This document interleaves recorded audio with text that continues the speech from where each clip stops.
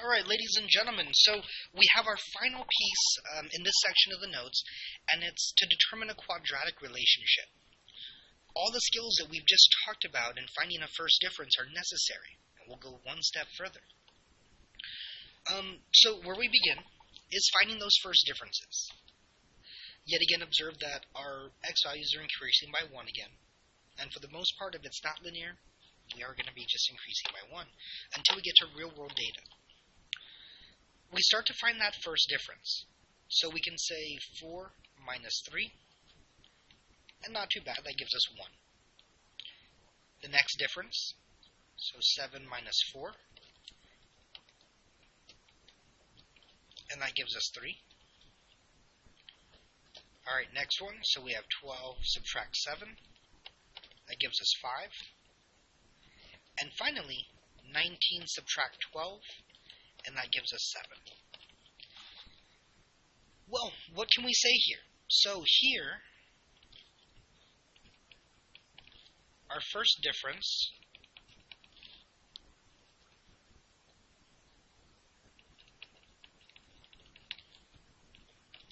is not constant. Okay, well that's fine. Let's continue on. Let's find another difference. So we'll continue finding our finite differences. So now after the first difference, well, you know what? We're going to find the difference in these values. So our new value, 3, subtract the previous value, and that gives me 2. We keep it up. So 5 subtract 3, and we get 2 again. And 7 subtract 5 is 2. So now what we can say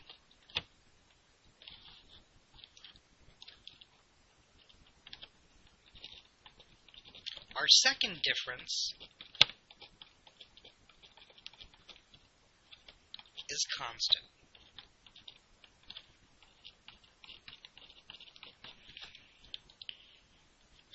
And at this point, this tells us that it's a quadratic relationship. In terms of slopes, what I'd like to remind you guys of is that a quadratic function is a U-shaped graph. And these graphs can face upwards or downwards. This guy will help us to telling us which way it faces, but we need to do a little more work before we can start writing the equation. So what we know, it's a quadratic function, and that it's a U facing upward. And we'll continue on how to write those equations a little bit later. So now let's take a look at another table that's horizontal. Okay, so the problem here is that many of us don't like horizontal tables, and if you're one of those people who is not crazy about horizontal tables, then we'll simply take some space and some time, and we'll flip it. So 0, 1, 0, 4 is the first row. Then 1, 2, then 2, negative 4, then 3, negative 14, and 4, negative 28. Now we can begin finding our first difference. So 2 subtract 4 is negative 2. Negative 4 subtract 2 is, well, we're negative, and then we're subtracting, so we're going further negative, which takes us to negative 6. Another way to think about it is, if my values are the same sign, so like I see a minus 4 and a minus 2, it's like I'm adding them together. A bill plus a bill is a bigger bill. A negative plus a negative is a bigger negative number. So here we get negative 14, subtract negative 4. So we go back to these kinds of situations where minus and negative really makes it like we're adding.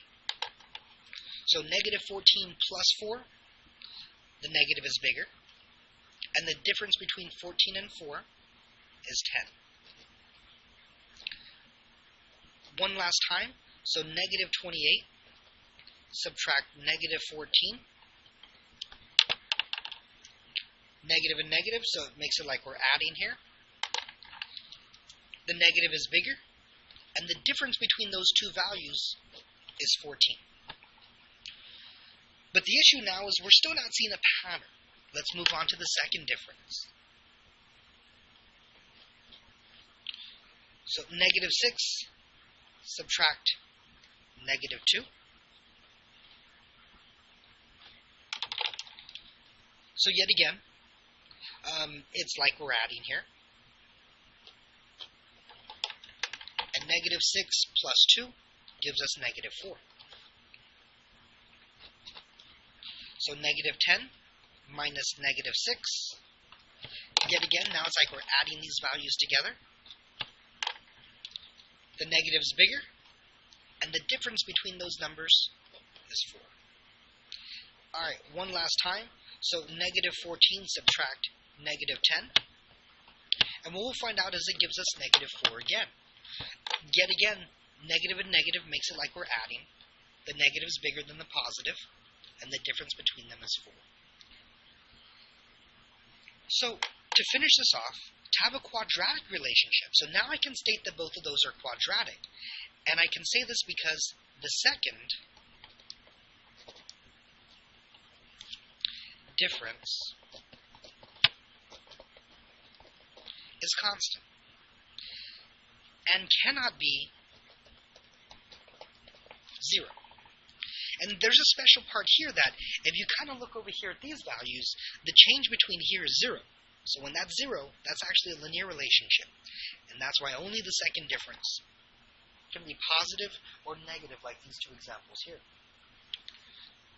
And our parent quadratic function is f of x equals x squared or y equals x squared.